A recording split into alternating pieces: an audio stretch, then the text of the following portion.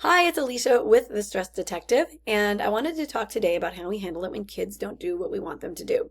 So, I'm an occupational therapist, and like educators and speech therapists, we often have a specific task we want kids to do. And they don't always want to do it, or they don't know how to do it, or something makes them shut down about it, so they don't do it. How do you handle that? So I'm going to give you a little scenario that's a fake scenario, but not necessarily an uncommon one that I might experience as an occupational therapist. I'm going to tell you how I handle it and why I handle it like I do. Okay, so I am working on motor skills with a child, and our primary goal is related to handwriting.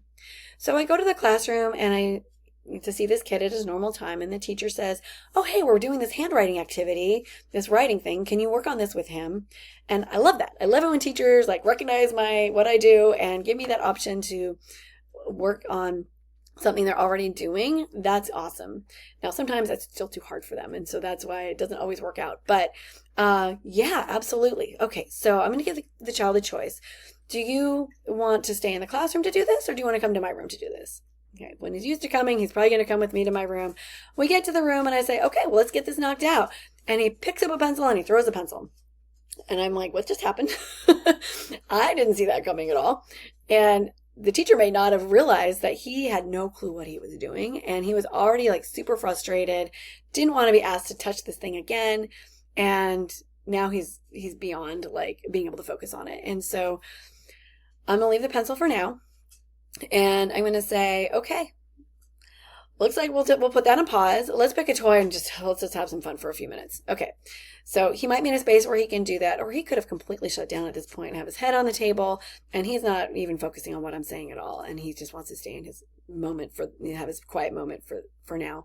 Well, I'm going to still try to get him to play with a toy and get his mind on something completely different.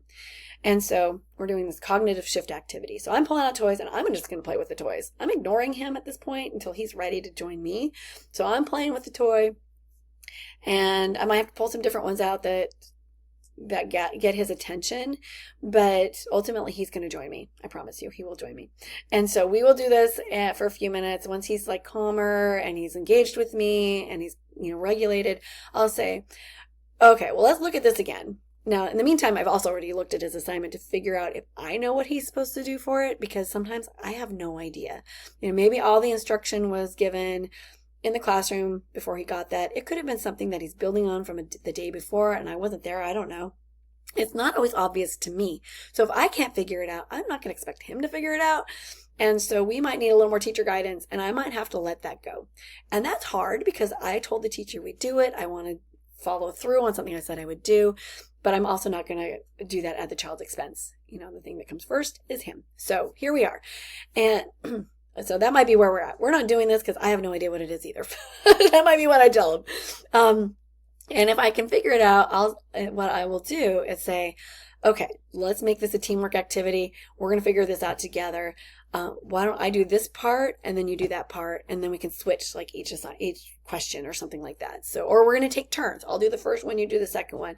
Somehow I'm adapting it so we're doing it together, and that will help teach him what he's supposed to do with this assignment. I already know we're not going to get the whole thing done. That's just not going to happen. And so here we are. We're getting as much done as we can. So, but before we even get started with that, I'm going to tell him to go pick up that pencil. And I'm just going to say, oh, go get the pencil and we'll get started. Just very matter of fact, didn't make a big deal about the fact that the pencil was not where it was supposed to be and that it was thrown. That is going to cause him to just shut down again. He knows he shouldn't throw pencils. He does not need to tell me. He doesn't need me to tell him that he shouldn't throw pencils. There's absolutely no reason why I need to even bring that up. So I'm letting that go. That is not helping him at the moment. Now, of course, if there's a health and safety thing that's happening, you're not going to handle it like this. This is not a big deal that he threw a pencil, right? Or that he's shutting down. In the grand scheme of things, no one's getting hurt here. Those things you'll handle differently. But for this kind of compliance-based activity where we want him to get something done and he's just not into it and can't do it at the moment, that's more what I'm chatting about here. So I hope you found this helpful.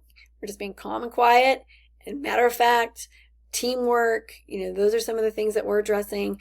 And I will make another video about some cognitive shift activities. So for this one, we are just playing with a toy, but there's a lot of other things that we can do. And so I'm going to share some of that with you in another video. But just keep in mind that, we got to meet them where they're at.